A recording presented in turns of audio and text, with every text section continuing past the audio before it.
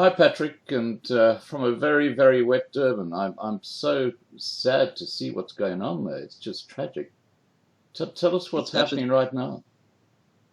it's absolutely devastating. The latest what we heard is the roads to Toti is closed, the highway, so people can't really get from Toti into town or out of Right. from town into Toti.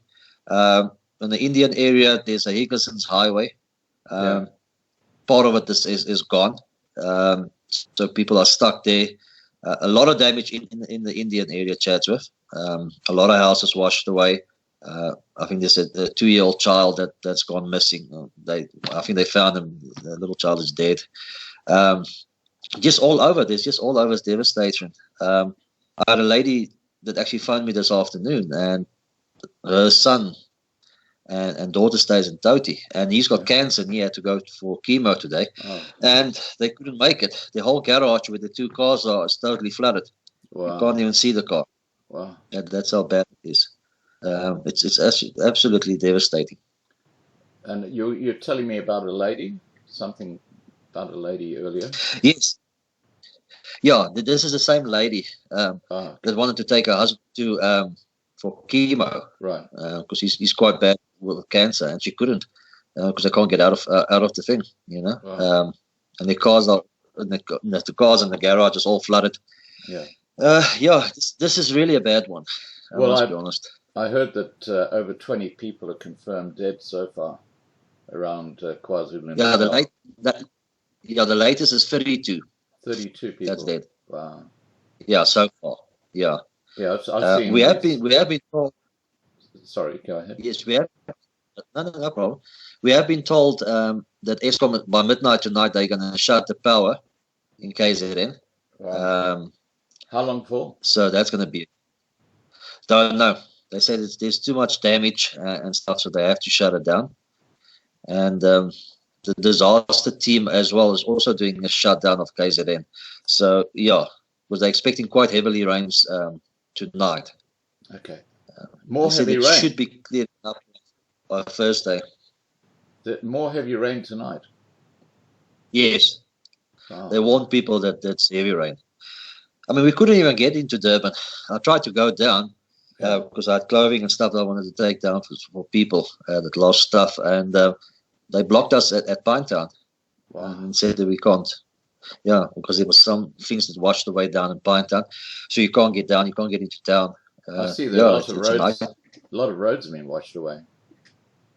Yes, especially in the bluff. I think that one on your video, the two, Yeah. the road in the middle, and the two houses barely holding on. Yeah, Yeah. Wow. it's absolutely devastating. Now, for all these I mean, subscribers who the are ones. for all the subscribers who are watching this video, what can they do to help you right now? I would say the biggest need will, of course, will be shelters, um, which we can't supply. That'll have to be with the municipalities and stuff to find school halls and stuff for the people. But where we can help is with blankets and clothes and non-perishable food items. Or just normal food, any food items actually. Right. Blankets and clothing are the main things that people are desperately needing. Right. And look, you've got to take good care, buddy. You're a very important cog in the wheel here, and we can't have you being a casualty, okay? No, that's fine. That's I've got people down there, so they did say if I do get, they'll meet me somewhere, and I'll transfer it to them, and they'll take it to the people that need. Somebody even in Toti offered his help. He's got a truck and stuff, so he says if I do need help with anybody, I must just call him. So the people have really been wonderful, you Oh, know. that's fantastic. Yeah, just some of the places I cannot reach, like the one, the old lady that we helped. I think it was not the Saturday, it was last Saturday. Yeah. I don't know what is happening there because that's like I said, you can't even go with a car. You need a 4x4, and it's all dirt and it's steep, and those houses are right on the edge. So I'm really not sure what is happening in that community. I haven't heard from them. I tried to phone, but I didn't get any response. I've seen videos of houses actually collapsing as the ground underneath them is Yeah, just washed away. Just crazy. yeah, yeah. No, it's a nightmare. They reckon this flood is worse than the one they had a few years ago. I can believe that. Yeah, and it's not over yet. They expect quite heavy rain. Wow. Now, I know that Dwayne is in the background here. Dwayne, do you want to come on for a second, please?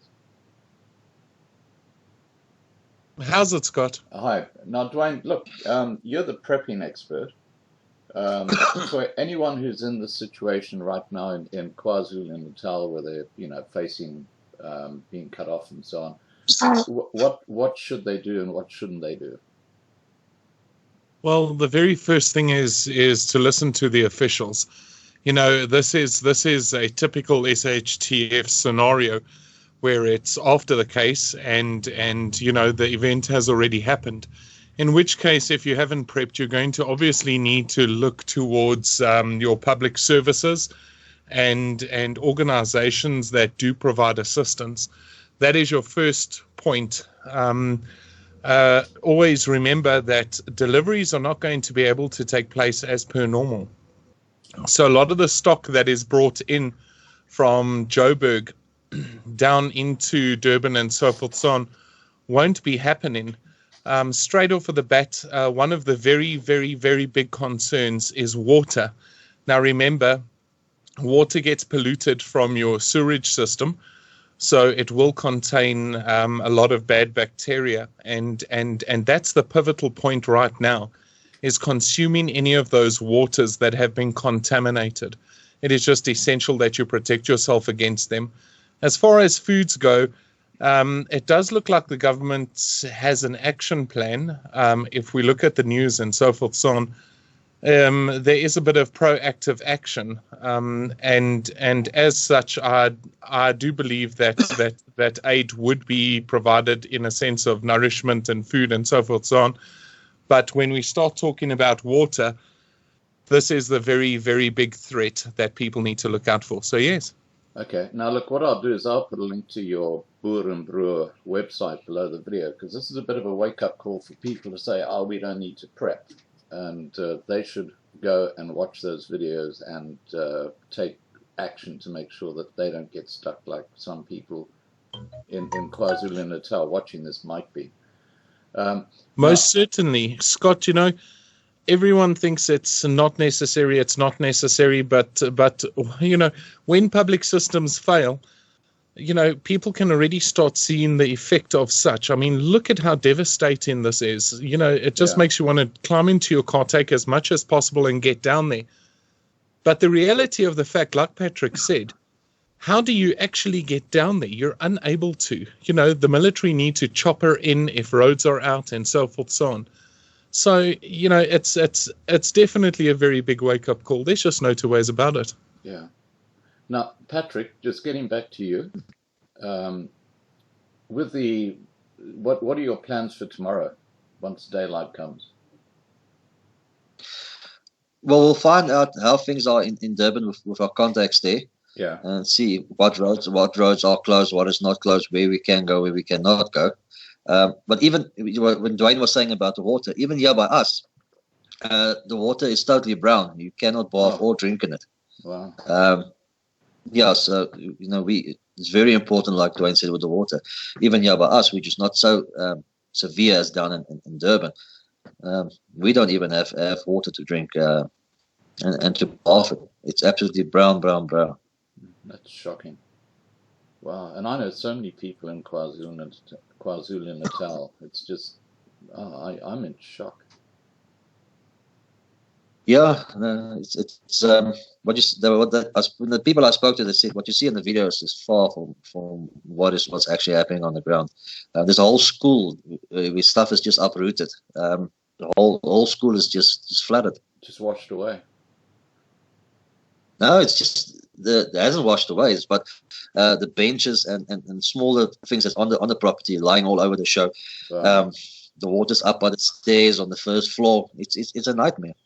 And the timing is rather ironic because they were holding the tourist indaba in Durban on the 2nd of May. That's just a week away. I think they're going to have to cancel it. Yeah. They'll have to. They reckon that by Thursday it should start clearing up. So I think the hard work will most probably be done in the weekend to get to people. Yeah. Okay, so if I, Scott, Scott, if I can just jump in here. Yeah. Just a word of caution as well. You know, South Africans are not too familiar with landslide and so forth, so on, and this is a very, very big problem.